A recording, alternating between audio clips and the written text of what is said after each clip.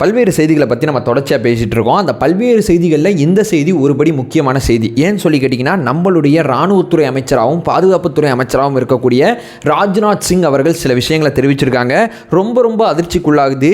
இப்படி இல்லாமல் மனிதர்கள் செயல்படுவாங்களா அப்படிங்கிற மாதிரி நிறைய கேள்விகளை கேட்க தோணுது. ஸோ சைனா அப்படிங்கிற விஷயத்தை ராஜ்நாத் சிங் அவர்கள் மறைமுகமாக சில விஷயங்களை சொல்லியிருக்காங்க. நம்ம எல்லாருமே பருவமழை மாற்றம் அப்படிங்கிறத ரொம்ப இதெல்லாம் தவிர்க்க முடியாதுங்க அப்படிங்கிற மாதிரி நம்ம திங்க் பண்ணுறோம். ஆனால் அந்த பருவமழை மாற்றம் பின்னாடி இருக்கக்கூடிய சில விஷயங்களை உத்தரகாண்டில் ராஜ்நாத் சிங் அவர்கள் தெரிவிச்சிருக்காங்க. என்ன தெரிவிச்சிருக்காங்க? இந்த வீடியோ முழுக்க அதுதான் இருக்க போது. உற்சாகமாக வணக்கம் சொல்கிறேன். வாங்க பதிவுக்குள்ளே போகலாம். முதல் விஷயங்க, உத்தரகாண்டில் ராஜ்நாத் சிங் அவர்கள் எந்த இடத்துல இந்த கருத்துக்களை தெரிவிக்கிறாங்கன்னா, எல்லை சாலை அமைப்போட உள்கட்டமைப்புகளை மேம்படுத்தக்கூடிய திட்டத்தோட தொடக்க விழாவில் ராஜ்நாத் சிங் அவர்கள் சில விஷயங்களை தெரிவிச்சிருக்காங்க. அவங்க என்ன சொல்லியிருக்காங்கன்னா, நம்ம எல்லாருமே இந்த பருவமழை மாற்றம், எல்லினோ விளைவு, இந்த மாதிரி சில விஷயங்களை சொல்கிறோம். அதாவது மழை பெய்கிறப்ப வெயில் அடிக்குது, வெயில் அடிக்கிறப்ப மழை பெய்யுது, நிலநடுக்கம் ஏற்படுது, சூறாவளி ஏற்படுது. இதெல்லாம் ஏன் ஏற்படுது? ஸோ இயற்கையை நம்ம நிறையா தாக்குறோம். அதனால இயற்கை நமக்கு இந்த மாதிரி விஷயங்களை கொண்டு வந்து சேர்க்குது. இதெல்லாம் நம்ம கொஞ்சம் குறைச்சிக்கிட்டா இயற்கை இதெல்லாம் செய்யாது அப்படின்னு சொல்லி இந்த இயற்கை சார்ந்த பருவமழை சார்ந்த சில விஷயங்களை பேசக்கூடிய விஞ்ஞானிகள் தொடர்ச்சியாக தெரிவிச்சிட்டு இருக்காங்க. பருவமழை மாற்றத்தை எப்படி குறைக்கிறது அப்படிங்கிற விஷயம் பெரிய லெவலில் பேசப்படுது. இப்போ சென்னையில் பெஞ்ச வெள்ளமாக இருக்கட்டும், தூத்துக்குடியில் பெஞ்ச வெள்ளமாக இருக்கட்டும், எல்லாமே அதிகப்படியான மழை ஒரு நாளில் பெய்யுது. ஸோ இதை என்ன பண்ணுறது, எதை நோக்கி நம்ம பயணிக்கிறது அப்படிங்கிற மிகப்பெரிய கேள்வி நமக்குள்ளே இருந்துச்சு. ஸோ இந்த பருவமழை மாற்றம் அப்படிங்கிறது இயற்கை நமக்கு கொடுக்கக்கூடிய மிகப்பெரிய சவாலாக நம்ம எல்லாரும் நினச்சிக்கிட்டு இருக்கோம். ஆனால் ராஜ்நாத் சிங் அவர்கள் இந்த மேடையில் சில விஷயங்களை தெரிவிக்கும் போது நம்ம எல்லாருக்குமே ரொம்ப ஷாக்கிங்காக இருக்குது. அதாவதுங்க, உலகம் இது வரைக்கும் இதற்கு முன்னாடி பார்த்தீங்கன்னா எல்லாருமே அந்த கம்பு அதை வச்சுலாம் சண்டை போட்டுக்கிட்டாங்க. அருவா, கத்தி, இதை மாதிரிலாம் சண்டைகள் இந்த உலகத்தில் நடந்துச்சு. அதுக்கடுத்து பார்த்தீங்கன்னா கொஞ்சம் துப்பாக்கி வச்சு சண்டை போட்டுக்க ஆரம்பித்தாங்க. அதுக்கப்புறம் பார்த்தீங்கன்னா அணு ஆயுதங்களை வச்சு சண்டை போடுற அளவு இப்போ உலக நாடுகள் முன்னேறி வந்துக்கிட்டு இருக்காங்க. இதை தாண்டி பார்த்தீங்கன்னா தகவல் திருட்டு அப்படிங்கிறது பெரிய லெவலில் பேசப்படுது. ஸோ இந்த நாட்டோட தகவல்கள் அத்தனையுமே திருடி அந்த நாட்டு மக்களுக்கு தொல்லை கொடுக்கறது மூலமாக அந்த அரசாங்கத்துக்கு மிகப்பெரிய பிரச்சனைகளை ஏற்படுத்தக்கூடிய விஷயம்லாம் நம்ம இப்போ பார்த்தீங்கன்னா நிறைய ஹாலிவுட் படங்கள்லாம் நம்ம பார்த்துட்டு இருக்கோம். ஸோ தகவல் திருட்டு அப்படிங்கிறது மிகப்பெரிய பிரச்சனையாக போயிட்டு இருக்கு.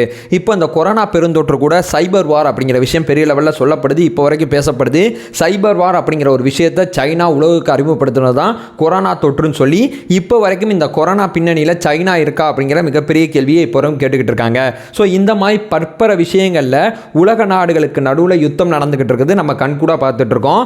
அதே நேரம் இப்போ பார்த்தீங்கன்னா பருவமழையை மாற்றி விட்டு உலக நாடுகள் தங்களுக்குள்ள சண்டை போட்டுக்கக்கூடிய நிலைமைக்கு வந்துட்டதா ராஜ்நாத் சிங் அவர்கள் சில விஷயங்களை தெரிவிச்சிருக்காங்க.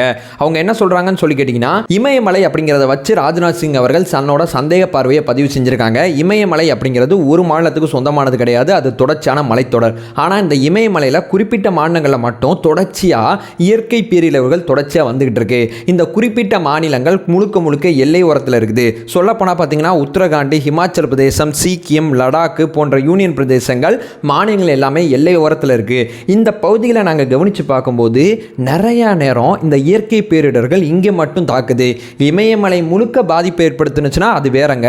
பட் இந்த பகுதிகளை மட்டும் தொடர்ச்சியாக ஏன் தாக்குதலுக்கு உள்ளாகணும், இந்த பகுதிகளை தாக்குதலுக்கு உள்ளாகிறதுக்கு என்ன காரணம் சொல்லி நம்மளுடைய இந்திய ராணுவத்தோட பாதுகாப்புத்துறை தீவிரமாக விசாரணை பண்ணிட்டு இருக்கு. தீவிரமான ஆராய்ச்சிகள் நம்ம மேற்கொண்டுகிட்டு இருக்கோம். இதற்கு பின்னணியில் பார்த்தீங்கன்னா இந்த வானிலையை மாற்றி இந்த பகுதியில் நிலநடுக்கம் ஏற்படுற மாதிரி செய்கிறது, இந்த பகுதியில் சூறாவளி ஏற்படுற மாதிரி செய்கிறது, இந்த பகுதியில் குறிப்பிட்ட இடத்துல அதிகமான மழைப்பொழிவை ஏற்படுத்துறது. அந்த மாதிரி நம்மளோட எல்லை நாடுகள் எதுவும் அவங்க நாட்டோட அந்த தொழில்நுட்பத்தை பயன்படுத்தி நம்ம நாட்டுக்குள்ள சில சதி செயல்களை செய்கிறாங்களா அப்படிங்கிற விஷயத்தை நாங்கள் ஃபர்தராக செக் பண்ணிட்டு இருக்கோம் அப்படிங்கிற விஷயத்தை ராஜ்நாத் சிங் அவர்கள் தெரிவிக்கிறாங்க.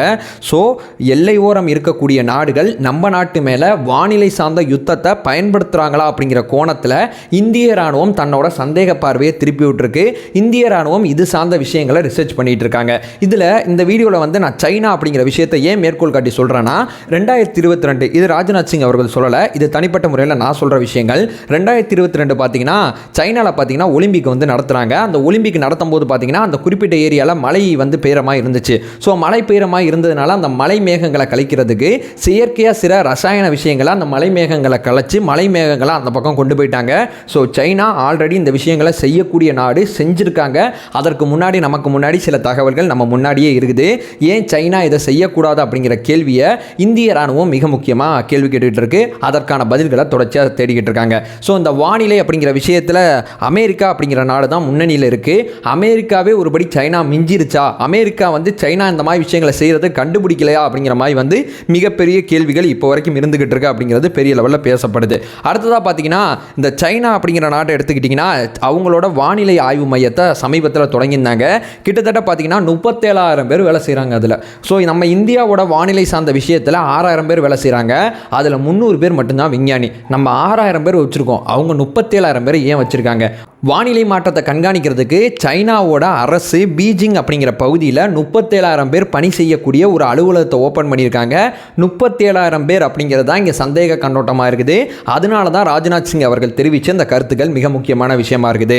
ஸோ இந்த வீடியோவில் அந்த செய்தியை தெளிவுபடுத்தியிருப்பேன் அப்படிங்கிறது என் நம்பிக்கை. அதை சொல்லிட்டு வீடியோ என் பண்ணிக்கிறேன். இது சார்ந்த கருத்துக்களை இந்த வீடியோக்கு கமெண்ட் பண்ணுங்கள். ஒரு ஆரோக்கியமான உரையாடலாக அந்த உரையாடல் இருக்கும். அதை சொல்லிட்டு இந்த உரையாடலை நிறைவு செய்கிறேன். நம்ம சேனலை ஃபர்தராக ஃபாலோ பண்ணிங்கன்னா பொலிட்டிக்கல் ரீதியாக செய்திகள் ரீதியாக பல்வேறு விஷயங்களை பற்றி நம்ம பேசிகிட்டு இருக்கோம்.